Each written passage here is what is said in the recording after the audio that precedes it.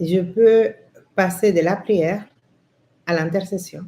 Mais dans cette prière, où je suis en train simplement d'avoir cette intimité avec mon Père, cette prière où je suis à l'écoute, je suis en train de passer un temps avec lui dans sa présence, je peux être amené à intercéder. Que l'intercession soit déjà au préalable, reçue par l'Esprit, que à ce moment-là, Jésus m'amène par sa révélation à intercéder.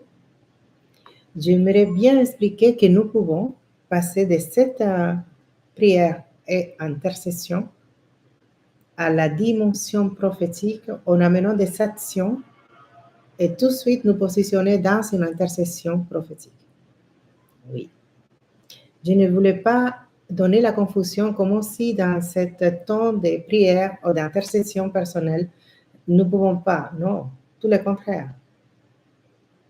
Je sais que la plupart des intercesseuses ne peuvent pas en fait établir qui va dire, soyons honnêtes, qui va faire un espèce de planning, on dit, alors, je vais prier de tel temps à tel temps, après je ferai l'intercession et après je ferai... Non, dès que nous rentrons dans notre chambre secrète, dès que nous sommes dans ces lieux, mais dans cet rendez-vous d'amour, rempli de sa présence, guidé et conduit par son esprit, pensez-vous qu'on va se rappeler de notre planification? Nous serons amenés par lui à faire tout ce que lui a prévu. C'est pour ça que c'est important de savoir quelle est notre identité. Parce que si nous n'avons pas que nous pouvons le faire, on va être limité. On va peut-être penser que rien ne s'est passé et que finalement, j'avais pensé prier ou intercéder et s'était passé quelque chose que je n'arrive pas à comprendre.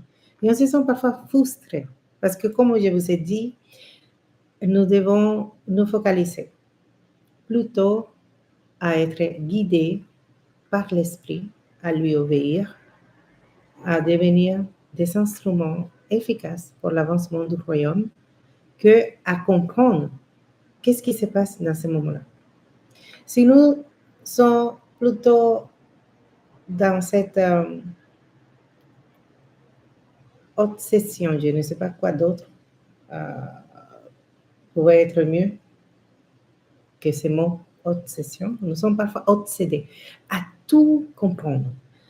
Et nous faisons, la plupart, et moi aussi, l'erreur de croire que parfois, si je comprends, je serai plus efficace. Pas forcément, vous savez, que si j'aurais compris la plupart des choses que le Seigneur m'a demandé de faire, je ne suis pas sûre de pouvoir les faire comme je les fais. Parfois, quand nous obéissons tout court, sans savoir beaucoup de qu'est-ce qui c'est, après, nous prenons conscience. C'est plus facile à lui obéir parce que nous devons faire confiance à l'Esprit et nous devons surtout manifester tout ce qu'il nous a confié parce que ça lui appartient. C'est pas à nous, nous sommes comme des bases. Nous sommes simplement des instruments. Mais est-ce que quand nous sommes dans cette compréhension, nous serons efficaces? Déjà, nous perdons un temps. En essayant de comprendre. La première chose qui va s'établir, c'est la question. Est-ce que je suis à l'auteur de faire tout ce que le Seigneur me demande? Oh là là, est-ce que je vais faire bien? Est-ce que je vais faire mal? Est-ce que je suis en train de faire exactement ce qu'il m'a demandé? Si nous comprenons tous de suite tout ce qu'il nous demande à faire, je ne crois pas qu'on sera dans ce temps que c'est tellement important. Agir dans les temps où le Seigneur nous demande, c'est très important parce qu'il y a un alignement en faveur. Il y a une brèche spirituelle qui est disponible pour qu'on puisse agir dans ces moments-là. Et si nous sommes en décalage, ça ne sera pas pareil. C'est pour cela que ne soyez pas assez compliqués. En essayant de tout savoir, de tout comprendre, il faut faire confiance. Il y a des situations qui nous amènent à être conduits complètement par l'esprit en lui faisant confiance. Et parfois même, on dirait qu'on a l'impression de marcher aveuglement, mais heureusement que c'est lui qui nous amène. Et de faire des choses qu'auparavant, on n'aurait jamais pensé faire.